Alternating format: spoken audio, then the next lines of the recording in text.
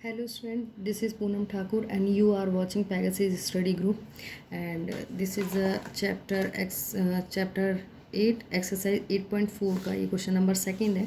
Question में बोला कि write all the other trigonometric ratio of angle A in term of sec A. मतलब वो बोला कि जितनी भी लिखिए, आप क्या लिखिए कि जितनी भी टिग्नोमेट्रिक रेशियोज़ हैं, तो टिग्नोमेट्रिक रेशियोज़ क्या होते हैं? Sine A, sine, cos, cosec, tan, cot. ठीक है, तो क्वेश्चन में बोला है कि आप शुरू कहीं से भी करो, साइन से शुरू करो चाहे कॉसेक से शुरू करो, लेकिन आंसर में सेक ज़रूर आना चाहिए। ठीक है, तो सेक से सेक का हम नहीं निकालेंगे क्योंकि ये तो पहले से ही सेक दे रखा है। ठीक है ना, तो बाकी के टिग्नोमेट्रिक जो रेशियो है वो कौन कौन से बचे? साइन, कॉस, कॉसेक, कॉट, ये 5 बजे। ठीक है, तो हम कहीं से भी शुरुआत करेंगे, साइन से शुरू करेंगे तो सेक पे ख़त्म करना है, कॉट पे शुरू करना है तो सेक पे ख़त्म करना है। ठीक है ना, तो हम क्या करेंगे, कोई भी एक फार्मूला आपको पता है कि इसके जो फार्मूला है 15-20 फार्मूला है, वो मेरी पिछली वीडियोस में है, तो आप उसको डिस्क्रिप्शन में जा कर के उसका लिंक देख सकते हैं। जितने भी इस चैप्टर के जितने भी फार्मूला है तो आपको इजी हो जाएगा। ठीक है, हम किसी भी एक फार्मूले को ले लेंगे। ठीक है, मैंने ये वाला फार्मूला ले लिया, मैं यहाँ से शुरुआत करूँगी। तो सेक स्क्वायर ए माइनस ए बोलो या थीटा बोलो, एक ही चीज़ है। ठीक है ना, sec square A minus tan square is equals to 1। अब हम क्या करेंगे कि सेक स्क्वायर ए, ये यहाँ पे क्या है, जिसके आगे कोई साइन नहीं होता उसके आगे क्या होता है? प्लस होता है, तो यही यहाँ पे क्या हो जाएगा, इधर आके माइनस हो जाएगा। ठीक है, मैंने ऐसा क्यों किया, क्योंकि मुझे 10 की ज़रूरत थी, तो 10 यहाँ पे माइनस में था, तो मेरे लिए और अच्छा हो जाएगा, 10 जो है यहाँ पे प्लस में हो जाएगा। ठीक है ना, तो 10 square is equals to 10 square A हो गया। अब क्या करेंगे यहाँ पे कि ये स्क्वायर है, तो स्क्वायर इस तरफ आके क्या बन जाएगा, रूट बन जाएगा। ठीक है, ऐसा हमने क्यों किया ये भी आपको बताती हूँ, क्योंकि हमें ये बोला था कि आप किसी भी टिग्नोमेट्रिक रेशियो से शुरू करो, तो हम स्क्वायर में नहीं रखेंगे। हम क्या करेंगे कि स्क्वायर को हमें हटाना होता है, मतलब जो भी आंसर होगा उसमें जो टेन या साइन या कॉस या कॉसेक जो भी होगा उस पर स्क्वायर नहीं होना चाहिए। ठीक है, तो ठीक है, यहाँ पे स्क्वायर था, हमने इसके इक्वल के इधर इस साइड लेके आ गए, तो ये रूट बन गया, तो ये हम एक जो है आंसर हमारा क्लियर हो गया। ठीक है, फिर दूसरा क्या है, दूसरा है, ये तो बहुत ही ईजी है कि cosec A is equals to 1 upon sec A.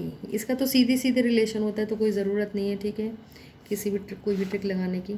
Next है, ठीक है, तो हमने सेक से शुरू किया। ठीक है, तो हम 10 से शुरू किया तो सेक पे आ गए, कॉस से शुरू किया तो सेक पे आ गए। ठीक है, फिर क्या करेंगे, sine A is equals to क्या होता है, सीधे वैसे अगर फार्मूला देखा जाए तो फार्मूला क्या होता है, फार्मूला होता है sine square A is equals to 1 minus cos square A. ठीक है, ये फार्मूला होता है। और तो हम क्या करेंगे, ये स्क्वायर जो है इक्वल के इस साइड क्या हो जाएगा, रूट बन जाएगा। तो हम डायरेक्ट क्या लिख सकते हैं, मैं इस वाले फार्मूले को डायरेक्ट लिख दूंगी,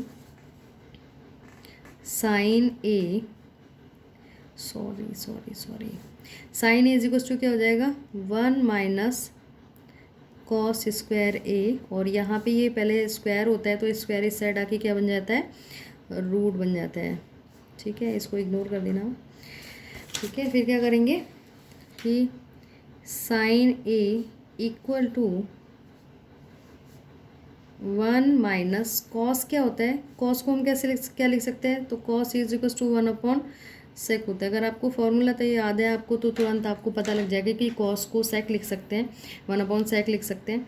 ठीक है, तो फार्मूलाज जो है वो ज़रूर याद करना है, क्योंकि ये पूरा चैप्टर जो है वैसे तो सारे चैप्टर फार्मूले पे ही होते हैं, बट अगर आपको फार्मूले बिल्कुल भी याद नहीं है तो आप इस चैप्टर में कुछ भी नहीं कर सकते हो। ठीक है ना, फिर क्या करेंगे यहाँ पे, अब हम इसको थोड़ा सा सॉल्यूशन कर लेंगे। क्या करेंगे, इसके नीचे 1 के नीचे 1 लगा लेंगे, क्योंकि इससे इसकी कोई वैल्यू पे फ़र्क तो पड़ेगा नहीं। ठीक है ना, अब देखो ये 1 अपॉन सेक का ये पूरा होल स्क्वायर है। ठीक है, तो ये 2 जो है इसका भी है स्क्वायर और इसका भी स्क्वायर है, तो मैं 1 का स्क्वायर करूँगी तो कोई फ़र्क तो पड़ेगा नहीं, क्योंकि 1 का स्क्वायर क्या होता है, 1 इंटू 1 इज इक्वल्स टू 1, तो इसको यहीं पे छोड़ देंगे। ठीक है, और ये क्या हो जाएगा, स्क्वायर जो इसको मिल जाएगा तो क्या हो जाएगा, सेक स्क्वायर ए हो जाएगा। ठीक है, फिर क्या करेंगे कि हमें पता है कि जब भी रेशनल नंबर्स के बीच में प्लस या माइनस का साइन हो तो हम हमेशा क्या लेते हैं, एलसीएम ले लेते हैं। 1 और सेक का एलसीएम लेंगे तो क्या होगा, देखो वैसे तो इजी है बट फिर भी मैं कर देती हूँ। तो 1 तो पहले से ही 1 है तो यहाँ पे ज़रूरत नहीं है। सेक स्क्वायर ए से अगर हम लेंगे कॉमन तो क्या, फैक्टराइजेशन करेंगे तो हमारा जो एलसीएम है वो क्या आएगा, सेक स्क्वायर ए आ जाएगा। ठीक है ना, तो वो हम यहीं पे लिख देंगे, सेक स्क्वायर ए लिख देंगे। फिर क्या करेंगे, 1 को इस सेक स्क्वायर से डिवाइड करेंगे, 1 को सेक स्क्वायर से डिवाइड करेंगे तो क्या होगा कि हमें पता है कि 1 से किसी भी नंबर को डिवाइड करो तो वही नंबर आ जाता है। तो हमारे पास जो आंसर होगा वो क्या होगा, सेक स्क्वायर ए होगा। फिर सेक स्क्वायर ए को हम 1 से मल्टीप्लाई करेंगे। चलिए मैं आपको करके दिखा देती हूँ ये, कि जो एलसीएम आता है उसको हमेशा अंदर लिखते हैं और ये वाला जो नंबर होता है इसको बाहर लिखते हैं। तो हमारा जो आंसर है वो क्या आ जाएगा, सेक स्क्वायर ए आ जाएगा। ठीक है, सेक स्क्वायर आ गया। सेक स्क्वायर ए को 1 से मल्टीप्लाई करेंगे तो क्या आएगा, सेक स्क्वायर ए, फिर ये वाला माइनस का साइन, फिर उसके बाद क्या होगा, सेक स्क्वायर ए को सेक स्क्वायर ए से डिवाइड करेंगे तो 1 आएगा। फिर 1 को 1 से मल्टीप्लाई करेंगे तो 1, ठीक है, 1 आ जाएगा। तो इसमें बेसिकली जो फॉर्मूला होता है वो क्या होता है कि इन दोनों का एलसीएम और जो भी आंसर आता है उसको 1 से डिवाइड कर देते हैं और जो भी आंसर आता है उसको उसी के ऊपर वाले नंबर से मल्टीप्लाई कर देते हैं। मतलब इस वाले नंबर से इस वाले नंबर को डिवाइड, जो भी आंसर आएगा उसी को ऊपर वाले नंबर से मल्टीप्लाई करके यहाँ पे, फिर माइनस का साइन, इससे इसको डिवाइड करेंगे, जो भी आंसर आएगा उसको, इसके ऊपर वाला नंबर क्या है 1 है तो 1 से मल्टीप्लाई करके यहाँ पे लिख देंगे। नीचे वाले नंबर से नीचे वाले नंबर को डिवाइड, जो भी आंसर है उसको ऊपर वाले से मल्टीप्लाई। ठीक है, तो ये हमारा नेक्स्ट आंसर जो है वो हो गया है। इसका आप स्क्रीनशॉट ले लीजिए। ठीक है, फिर मैं आगे का पोर्शन कराती हूँ, ले लीजिए स्क्रीनशॉट। ठीक है, अच्छा, फिर नेक्स्ट हमारे पास कौन सा हो गया, टेन हो गया, साइन हो गया, कॉसेक हो गया, कॉस हो गया।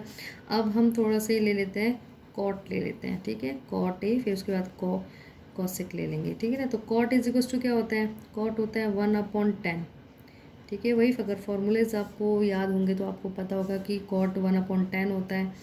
और 10 क्या होता है, तो ये देखिए 10 क्या होता है, 10 एक्चुअल में 10 square A is equals to sec square A -1 होता है। तो ये स्क्वायर इधर चला जाएगा तो क्या बन जाएगा, रूट बन जाएगा। तो मतलब ये कि जहाँ पे 10 लिखा हुआ है वहाँ पे हम ये लिख सकते हैं। तो ठीक है, 1 में ये लिख देंगे 10 की जगह, क्योंकि वो हमने पहले से सॉल्यूशन हमें याद है, हमने याद कर रखे हैं जितनी फार्मूला है। तो हमें पता है कि 10 ए की जगह हमें सेक स्क्वायर ए -1 और ये रूट आ जाएगा, क्योंकि देखो इधर ये स्क्वायर था तो ये इधर आके क्या बन गया, रूट बन गया। तो मेन फार्मूला ये है, बस स्क्वायर को इधर रूट बना दिया। ठीक है, तो बस देखो कॉट से शुरू किया और सेक पे ख़त्म कर दिया।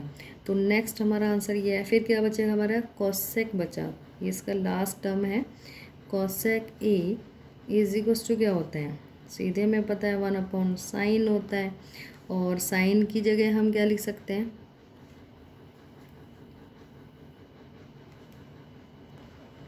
ठीक है, तो कॉसेक ए जो है वो क्या होगा, 1/sin ए। तो ये किस में चेंज हो जाएगा, सेक ए अपॉन रूट में कॉसेक सेक स्क्वायर ए -1। ठीक है, ये इसका लास्ट आंसर है। ठीक है, लास्ट। ठीक है, तो अगर आपको इस चैप्टर में, इस एक्सरसाइज में आप कोई भी डाउट है, कोई भी क्वेश्चन है, अगर आपको डाउट पूछना है या कहीं पे भी क्लियर नहीं हुआ है तो आप मेरे को कमेंट बॉक्स में ज़रूर मुझे पूछिए। ठीक है, थैंक यू।